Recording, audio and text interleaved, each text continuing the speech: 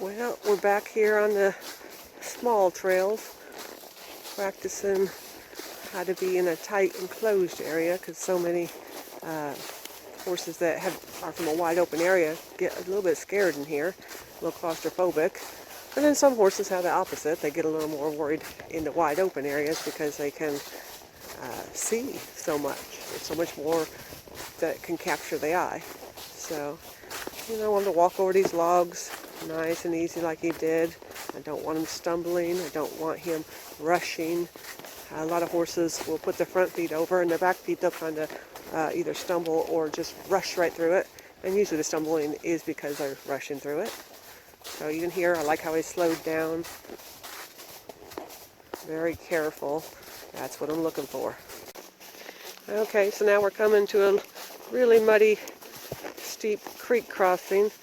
You can see how he's nice and slow. See how it's very slippery. Nice. I hate a horse that rushes through mud. Or now we're getting ready to come up this hill, as you'll see, and I don't want him rushing up that either. I want him to stop. Maybe he needs a drink. I don't need him thinking, go fast, fast, fast everywhere. And not always that they're going fast, but they're just kind of that little bit of anxiousness or just not watching where their feet are. And as you see, we've had a little bit of rain, and it's muddy, so he can't be just flopping around out here. What do you think? Isn't he beautiful? All right, let's move on up. So I'm going to be conscientious. I mean, he has to go put a little energy up this hill, right? Keep going. But I don't want him thinking that he has to run. That was awesome, buddy. Very nice. So you see, I hesitated between, and he just stuck his hindquarters and used them.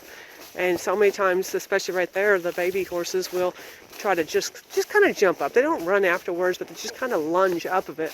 And that's not using the body correctly. You're more likely to get a sprained tendon or a back injury or something. And once they get in that habit, it can stay there. So here we got another incline. And I really want him to, there we go, like that. See how his head's bumping? That means that he is driving with his hindquarters. He's lowering his head just a bit. I mean, it's not a lot of hill, but I don't like horses that raise their head during the climb because that actually puts their hindquarters behind them. And I think one day I'll do a video of showing what you want going up and down the video, and I'll get Davey to help me. But basically, that's one of the reasons we teach them to be soft and know how to address contact with the bit, so we can actually get them to lower their head during the ascent of that, and also down the hill. But really down the hill I'll try to leave them alone and maybe bump them if they try to go too fast. I don't try to take their nose in, but there's a cue we'll use to get them to come up the hill and drop their head, which will allow them to use their back and their hindquarters. So here's nice there, like that.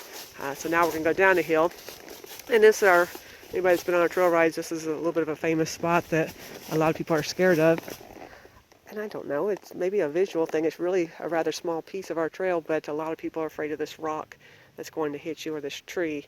And then there's some roots down there, so the horse has to be rather careful. All right, good job, buddy. I like how he stopped and let me look and talk. He didn't get anxious and want to fidget. Very nice. There, see, right there he slid just a little bit, so I made sure I stopped him, just so he learns that when he slides, just to keep that rear end in and not try to go faster there. So a lot of my horses at the bottom of a hill, I'll actually stop them like that just to make sure they're not rushing. And of course, you can see he already knew it. Good. Now here we have a lot of rock and a lot of loose rock on the ground, so he has to be careful again about you see the horses up at the top of the hill, I think. Yeah, just again, you got to watch where your feet are, because now the leaves are on the ground and they can't see those loose rocks. So we'll check back in a little bit. Okay, now we're coming up to another little spot on our trails that a lot of people get a little worried about because, as you see, it's a rather narrow opening. and I just pushed my leg on him. If you notice how his head kind of bent around, I pushed my left leg on so he wouldn't bump my knee, because let me tell you, that hurts. Knee on rock is not a good combination, and that's the beauty of having a horse that moves off your leg. If you have nothing else, just the idea that he can push that rib cage off your leg, you're going to save yourself a lot of knee injuries. And then, like I said, I try to actually take it further so I can side pass and I can move his hips and all that other things, but that just kind of makes a well-rounded individual. So here we're going through next to the creek. There's a lot of loose rock here, so he's going down an incline, he was, and being nice and careful. And Patty, if you remember, this is right about where the bees were. Let's hope they're not here. I think the cold snap we had should be taking care of that, or at least say let's hope. And I guess when you only have one horse, you don't tend to get them riled up, but still, let's just hope for the best. I believe we just went through that spot where you were at, but I don't like the idea of riding where there's bees. It's just one of my things. Alright, so look how beautiful the sun is today. We got some of our leaves are beginning to change. We were so dry that it really was going to be a question of whether or not they did change, because you see how many are dead are on the ground, because now we had the frost. So today is, I think, 60-something degrees, but then the weekend, I think the low got down to like 28, so Patty, you'd be tickled. You'd be right at home, I suppose, but you know I was freezing. Now look, see, there's me. I tried to guide him off the trail because I don't know where I'm going. Alright, nice. There. Now that was perfect of what I wanted over that log. That's a pretty tall log. And he picked his feet up and he was just, you know, holding his weight and using his body properly. That is what I'm looking for. Alright, here we're coming up to our Grand Canyon. And I started calling it the Grand Canyon because, oddly enough, even a horse that was pretty schooled and comfortable on trails would always be fearful of this spot. That's it. Get you a drink of water, buddy. Good job.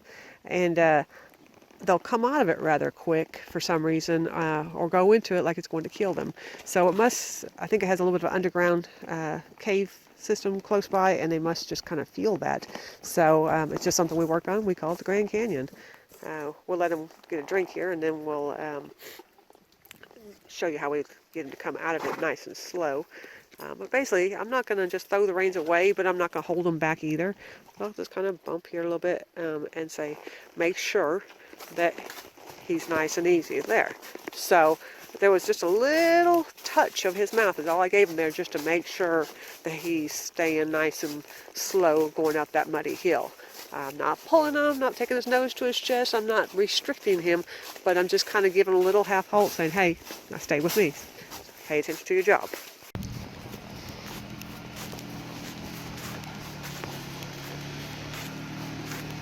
You know, he'd probably run us flat over.